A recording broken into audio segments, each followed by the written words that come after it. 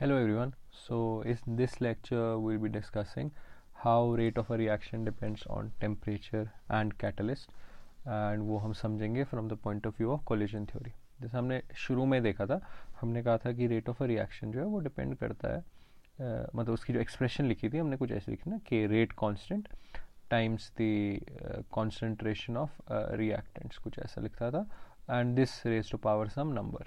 एक broadly speaking rate law कुछ ऐसा होता है.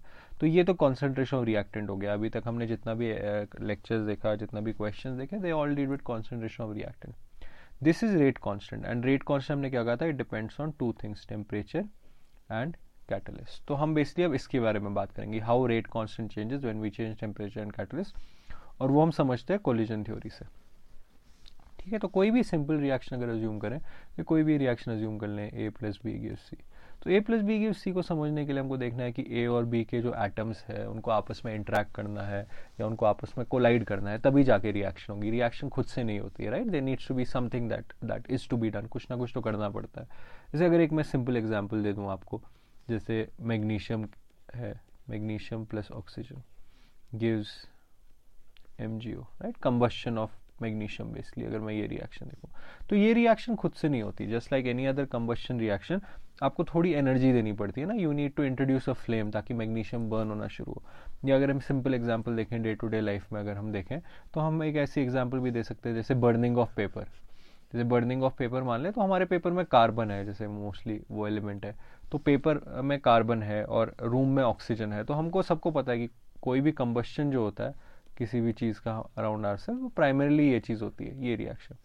सो this is already present in the paper, right. ये हमारे पास जितना भी पेपर है हमारे अराउंड उसमें प्रेजेंट है. This is already present in the atmosphere, right. So we have lots of carbon around us and we have lots of oxygen around us, but still ये reaction नहीं होती है खुद से, राइट. ये रिएक्शन होने के लिए we need to introduce the flame. अगर मैंने हल्का सा पेपर का एक कॉर्नर है उसको मैंने इग्नाइट कर दिया तो विद टाइम पूरा पेपर जल जाएगा, राइट. तो फिर रिएक्शन खुद हो जाएगी. लेकिन to initiate the reaction we need something, and what we need to initiate the reaction, that is known as activation energy.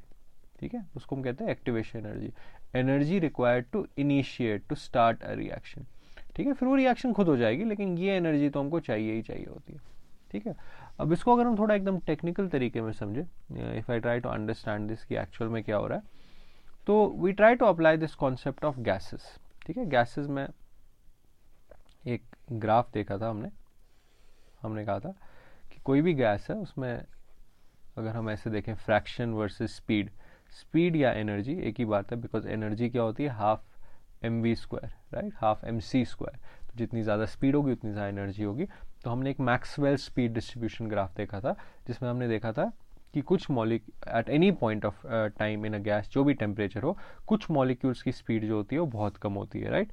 कुछ मॉलिक्यूल्स की स्पीड बहुत ज़्यादा होती है, लेकिन majority of them are around the average. तो जो ग्राफ है वो कुछ ऐसा होता है, right. This is what the graph looks like, कि कुछ मॉलिक्यूल्स की स्पीड बहुत कम है, कुछ मॉलिक्यूल्स की स्पीड बहुत ज़्यादा है, लेकिन मेजॉरिटी ऑफ द मॉलिक्यूल जो है वो एवरेज के अराउंड है. This was Maxwell speed distribution graph. अभी वही चीज़ मैं एनर्जी के लिए कह रहा हूँ, बिकॉज एनर्जी और स्पीड रिलेटेड है. Energy is simply half mv square, right, और हाफ mc स्क्वायर. ठीक है, तो अभी हम कह रहे हैं कि देखिए, अब अगर ए को मान लेते हैं और बी को मान लेते हैं, तो ए मॉलिक्यूल्स भी है जिसमें ए मॉलिक्यूल्स की स्पीड बहुत कम है, कुछ ए मॉलिक्यूल्स की स्पीड बहुत ज़्यादा है, कुछ की एवरेज है. Same for B molecules, some B molecules will have very less speed, some will have very large speed, and so on. Now for this reaction to happen, I want A molecules to collide with B molecules, right? I want these molecules to collide. Like think of it, like if this is A and if this is B, so I want them to collide, आपस में collide करें, so that the result is a new molecule which is C, where they are bonded together, right? Bonding develop होनी चाहिए ना. Bonding तो तभी develop होगी ना जब वो एक minimum speed से एक दूसरे के साथ कोलाइड कर पाए. सो इसका मतलब जिस भी मॉलिक्यूल ए की या जिस भी मॉलिक्यूल बी की स्पीड कम है, उनके कोलिजन जो होंगे वो इफेक्टिव नहीं होंगे. ठीक है, so I define this as effective collision. This is effective collision, collisions which result in reaction. और वो तभी होगा when they have a very large speed, because less speed में कोलाइड होगा तो उस कोलिजन की वजह से बॉन्ड फॉर्मेशन नहीं होगा. तो मतलब मैं कह रहा हूँ कि जिन ए और बी मॉलिक्यूल्स की स्पीड ज़्यादा है, सिर्फ वही मॉलिक्यूल जो है वो इफेक्टिवली कोलाइड कर पाएंगे. मतलब एक कोई भी एक एनर्जी फिक्स कर लेते हैं, मतलब ये एनर्जी जो है ना, जिस भी मॉलिक्यूल की एनर्जी इससे ज़्यादा है वो कोलाइड कर पाएगा, ठीक है। तो इसको मैं कह दूंगा this is threshold energy, ठीक है, this is threshold energy. ये एक लिमिट है, मतलब जिसकी भी एनर्जी इससे ज़्यादा है, मतलब जितने भी ए और बी के मॉलिक्यूल्स इधर है, मतलब जितने भी मॉलिक्यूल्स इधर है वो रिएक्ट कर जाएंगे, right, they will be able to react, like these molecules will react, these won't react, right? So the energy that I need to send these molecules from here to here, in molecules को मेरे को energy देनी पड़ेगी ना, ताकि इनका energy बढ़ जाए या स्पीड बढ़ जाए, ताकि ये मॉलिक्यूल्स की एनर्जी थ्रेशोल्ड से ज़्यादा हो जाए, that would be called as the activation energy, right.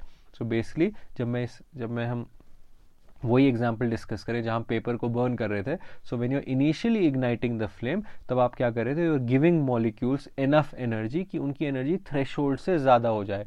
एक बार उनकी एनर्जी थ्रेशोल्ड से ज़्यादा हो गई, देन द कंबशन स्टार्टेड, ठीक है। So activation energy is the energy required to send these molecules on this side of the threshold energy, basically give these molecules more energy so that they end up having more energy than threshold energy, ठीक है।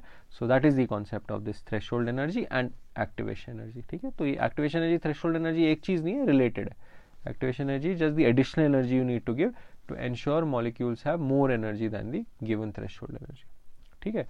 सो अब energy बढ़ाने का तो एक ही तरीका है, energy बढ़ाने का तरीका है कि हम टेम्परेचर बढ़ा दें। मतलब अगर मैं यही मॉलिक्यूल्स गैस का टेम्परेचर बढ़ा दूं, तो हमको ये पता है ना, टेम्परेचर की वजह से सबकी स्पीड बढ़ जाती है, टेम्परेचर की वजह से एनर्जी बढ़ जाती है। So at higher temperature, this graph is something like this. So now you can see, ठीक है। So I will say this is T1 and this is T2. Clearly T1 is less than T2. So अभी हमको दिख रहा है कि T2 पे इतने सारे मॉलिक्यूल्स है, इतना फ्रैक्शन ऑफ मॉलिक्यूल्स है which can now react. As you can see, at a larger temperature, more number of molecules will react. That means more number of C would be formed. That means the rate of formation of C would be higher. So that means हम ये कह सकते हैं as temperature increases, rate of reaction increases. Why? Because the number of collisions increase. So at a lower temperature, think of it कुछ ऐसा, right? Lower temperature पे जो graph है वो कुछ ऐसा हो जाएगा. So even lesser molecules will react. If this is T0, और कम हो जाएगा. सो जैसे जैसे टेम्परेचर इंक्रीज होता है, as the temperature increases, I can say rate of reaction increases, basically the rate constant also increases, ठीक है। तो हम कह देंगे, डायरेक्ट रिलेशनशिप नहीं कहेंगे, बट हम ये कहेंगे, एक स्टेटमेंट कह दूंगा मैं यहाँ कि ऐसे के रेट कांस्टेंट के increases with increase in temperature, ठीक है। So this becomes a very important, we can say a statement. अभी लॉ तो नहीं है, एग्जैक्ट रिलेशनशिप देखना पड़ेगा।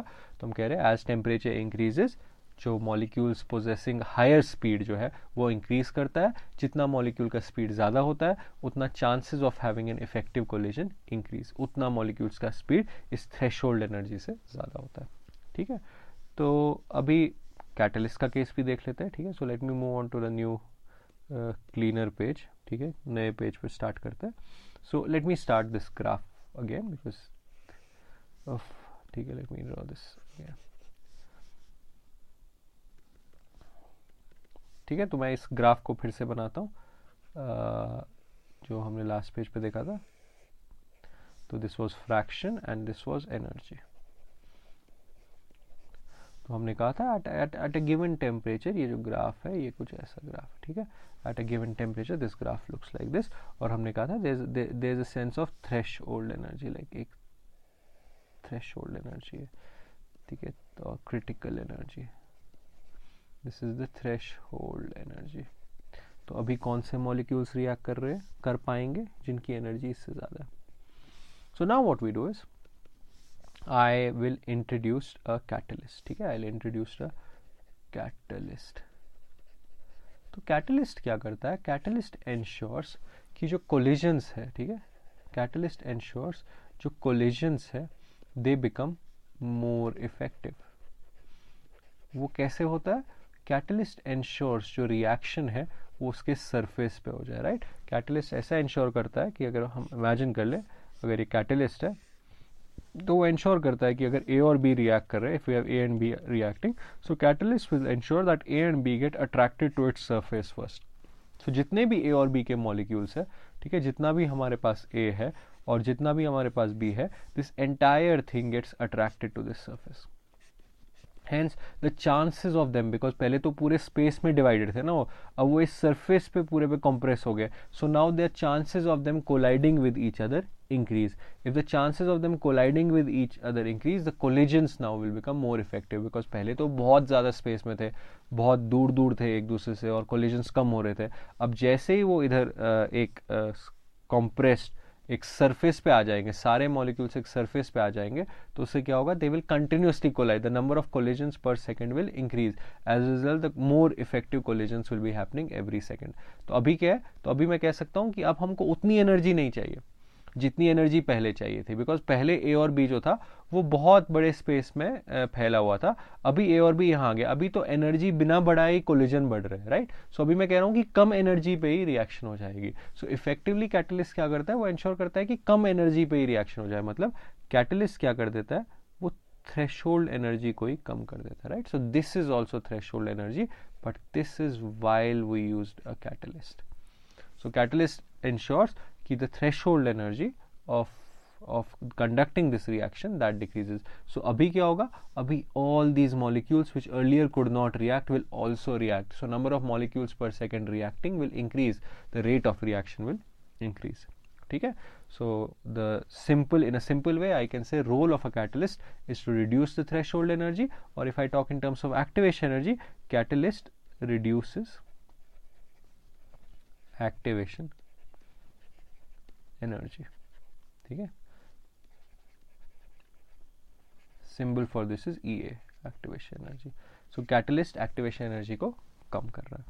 ठीक है. तो हमने देखा because of that the implication is, अगर हम एनर्जी पॉइंट ऑफ व्यू देखें तो एक्टिवेशन एनर्जी कम हो रही है. अगर threshold energy point of view देखें कि more molecules will now react, so catalyst in a way will also increase the rate of reaction. ठीक है. तो if I go back to the previous page, if I go back to this, तो इसमें हमने कहा था if I increase the temperature, rate of reaction increases. If I introduce the catalyst, ठीक है, इफ आई इंट्रोड्यूस दिस, ठीक है, अगर इसको मैंने इंट्रोड्यूस कराया, this will also increase the value of के. सो के increases with increase in catalyst, increase in temperature. K also increases with introduction of a catalyst. तो दोनों चीजें जो है will increase the value of rate constant and hence the overall rate of reaction. ठीक है. So this is the concept of collision theory, how we understand this. In the next lecture हम इसको quantify करेंगे, हम एक relationship लिखेंगे where we understand the direct implication of temperature and catalyst. So until then, goodbye.